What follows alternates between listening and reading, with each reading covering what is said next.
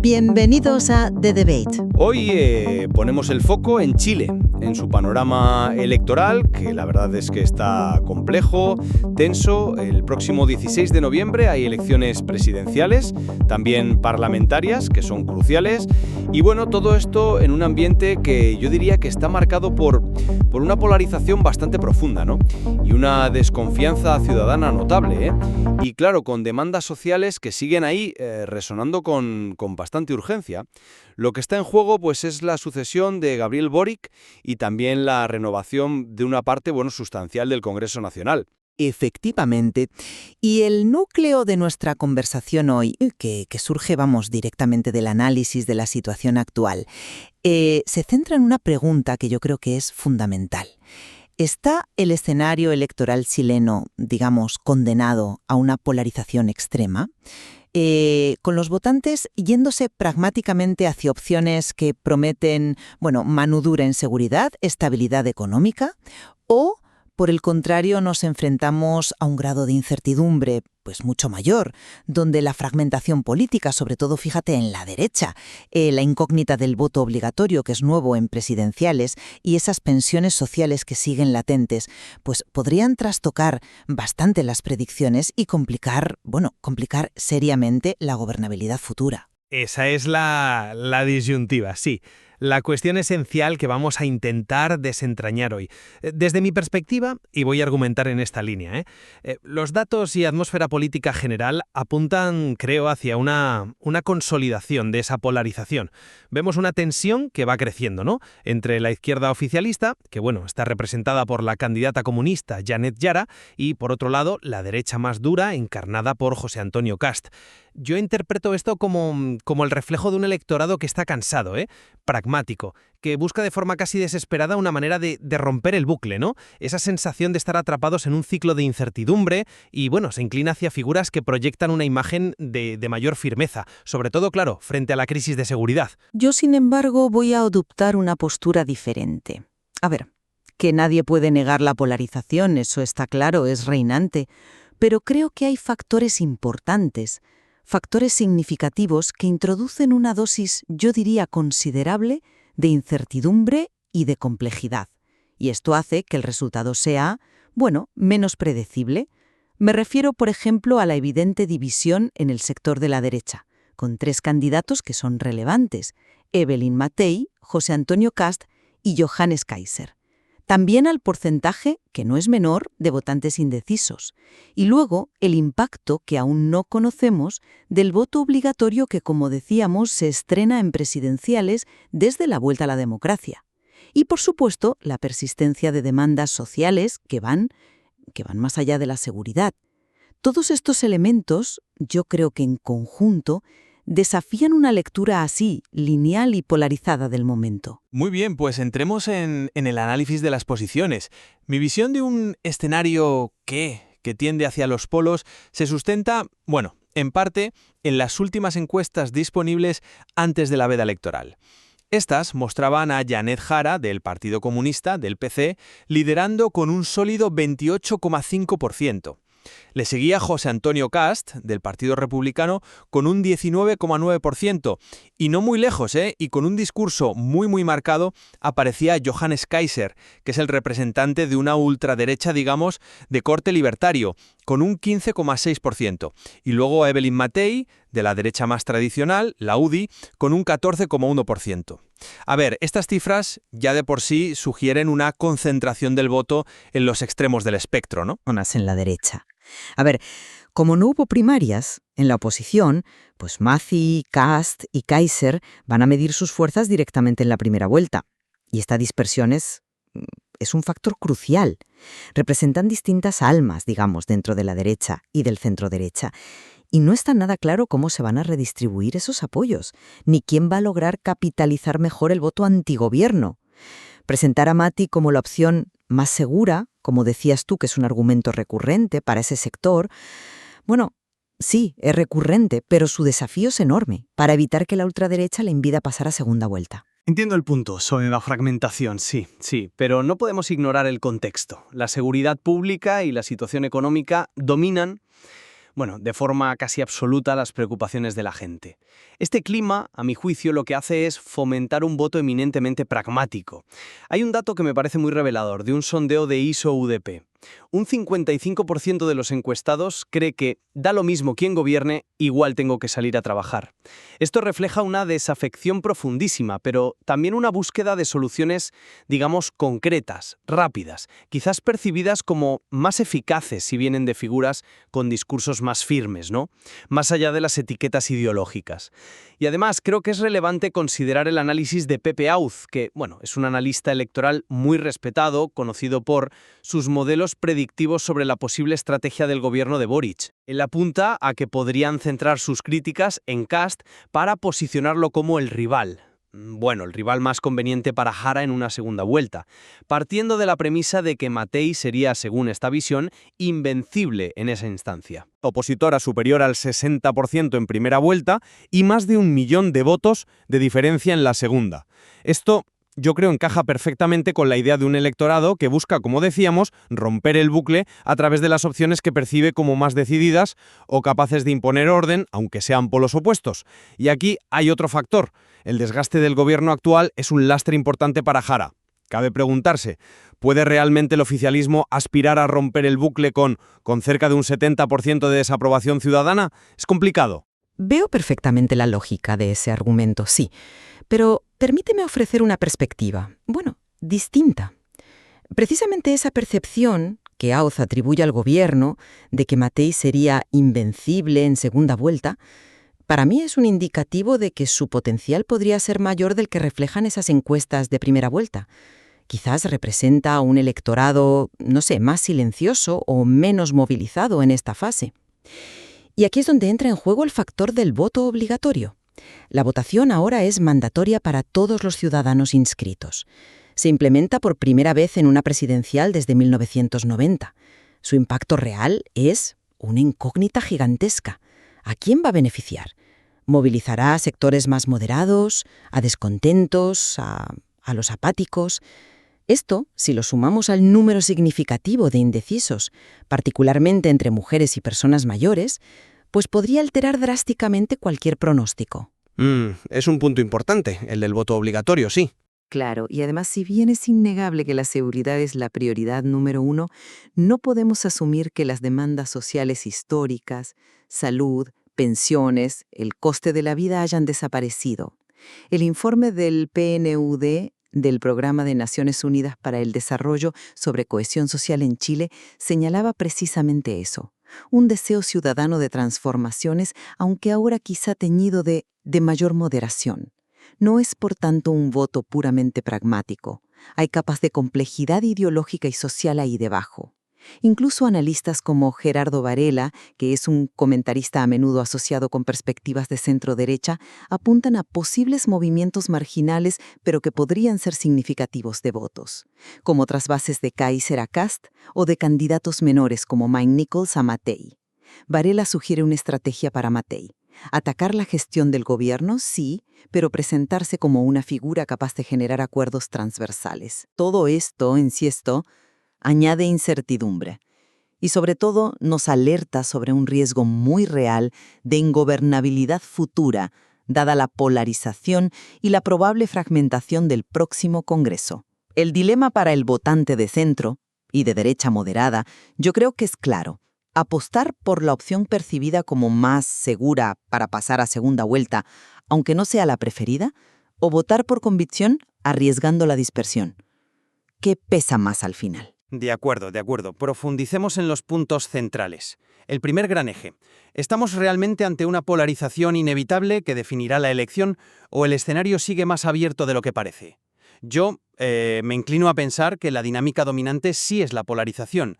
Los polos están representados, por un lado, por Jara, desde la izquierda, con un programa de profundización de transformaciones, y por el otro lado, pues, la derecha dura de Kast e incluso la ultraderecha de Kaiser.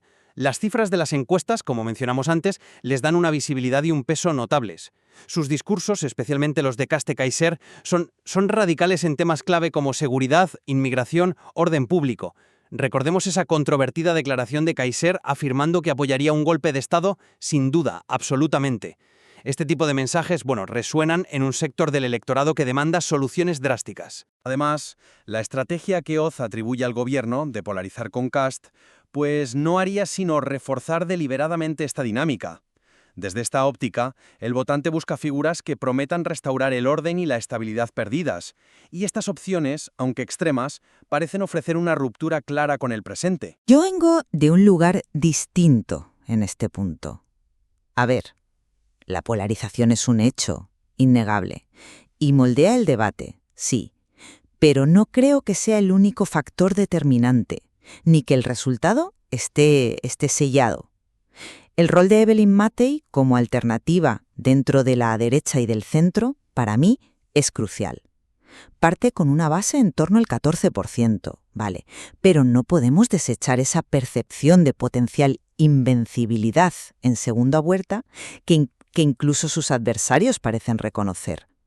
La estrategia que le sugiere Varela, criticar al gobierno, pero a la vez ofrecer transversalidad, capacidad de gestión, podría atraer a un electorado moderado que busca competencia, experiencia, pero que recela de los extremos. ¿Pero es suficiente ese espacio moderado? Bueno, esa es la gran pregunta. Además, la efectividad de la supuesta estrategia gubernamental de elegir a Cast como rival no está garantizada, ¿eh? La política a menudo tiene consecuencias imprevistas. Y vuelvo a insistir en dos elementos disruptivos fundamentales: el voto obligatorio y los indecisos. Son variables que pueden mover la aguja significativamente y que las encuestas tradicionales capturan con dificultad. Por eso el próximo debate presidencial de Anatel, este lunes, adquiere una relevancia crítica. Será, como apuntan muchos analistas, la última gran oportunidad para consolidar o revertir tendencias. El escenario, desde mi punto de vista, sigue considerablemente abierto. ¿Es la polarización una fuerza tan arrolladora que eclipsa las opciones más moderadas, o existe aún un espacio significativo para que alternativas, como la de Matthey, puedan romper esa dinámica binaria? Es la duda que queda. Es una pregunta clave, sí. Pasemos al segundo punto. ¿Qué está impulsando realmente el voto en esta elección?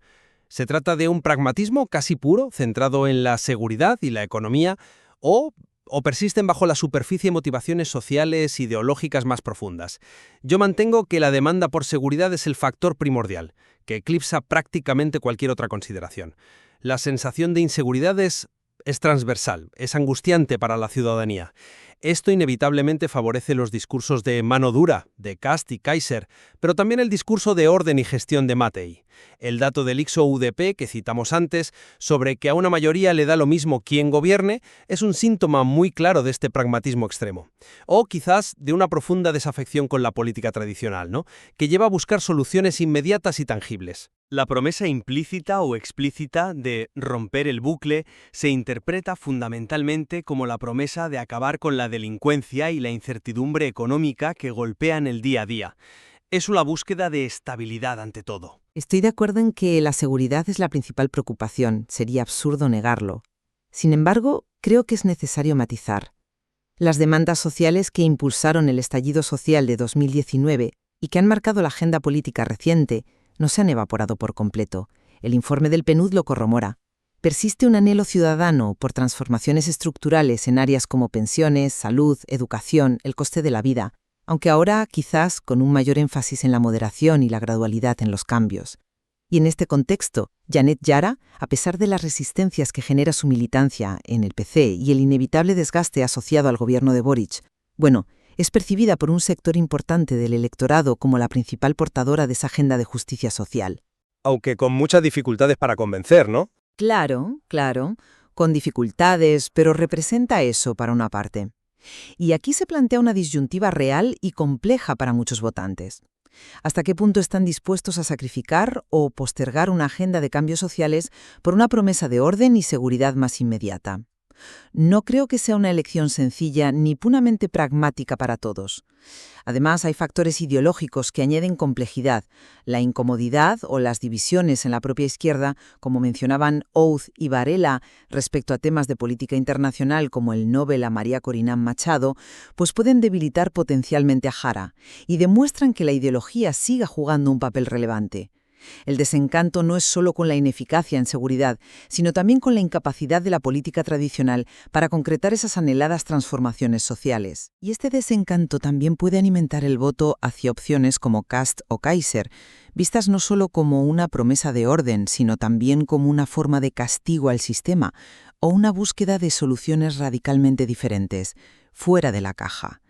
La pregunta de fondo es: ¿puede una campaña centrada casi exclusivamente en la seguridad satisfacer las múltiples y a veces contradictorias demandas de un electorado que sigue anhelando cambios, pero también teme la inestabilidad? Crucial. La viabilidad real de los candidatos y los escenarios más probables de segunda vuelta. Aquí reafirmo la tesis de Auth sobre la alta probabilidad de que veamos un balotaje entre Jara y Kast. Creo que Matei enfrenta una cuesta muy empinada para superar, por un lado, la fragmentación del voto de derecha y, por otro, la posible estrategia gubernamental en su contra. El bloque combinado de Kast y Kaiser aglutina un apoyo significativo, hablábamos de más del 35% según esas últimas encuestas, que representa un voto de derecha y ultraderecha muy consolidado, muy difícil de penetrar para Matei. Las encuestas conocidas y la dinámica política general, marcada por la polarización que hemos discutido, apuntan consistentemente en esa dirección. Por eso, veo relativamente poca incertidumbre sobre quiénes lograrán pasar a la segunda vuelta. El escenario parece, bastante definido en ese aspecto. Lamento disentir nuevamente, pero sigo sin ver esa escasísima incertidumbre de la que hablaba Auth. Insisto en el potencial latente de Matei, esa percepción de invencibilidad en segunda vuelta que detecta incluso el análisis atribuido al gobierno. No podemos descartarla tan fácilmente. La lógica expuesta por Varela sobre cómo podría atraer voto moderado, de centro, incluso de otros candidatos menores como May Nichols, tiene sentido estratégico. Las campañas electorales tienen dinámicas propias, a menudo impredecibles. Los errores, los aciertos, los eventos inesperados y, como ya dije, el debate final de Anatel pueden influir decisivamente, sobre todo en ese segmento de indecisos que podría ser clave. No demos por sentado el resultado de la primera vuelta. Y, fundamentalmente, creo que debemos mirar más allá de quién gane la presidencia. Las proyecciones para la composición del próximo Congreso Nacional son muy relevantes. La mayoría de los análisis apuntan a una posible mayoría opositora en ambas cámaras, sea quien sea el próximo presidente o presidenta. La gobernabilidad. Exacto. Esto es un factor crítico que condicionará fuertemente la capacidad de gobernar de quien resulte electo. Podríamos estar frente a un escenario donde la intensa polarización de la campaña se traduzca directamente en un bucle de ingobernabilidad, con un bloqueo legislativo constante. Gane Jara o gane Kast o incluso Matei si diera la sorpresa, ¿tendrán realmente la capacidad de implementar su programa con un Congreso fragmentado y posiblemente hostil?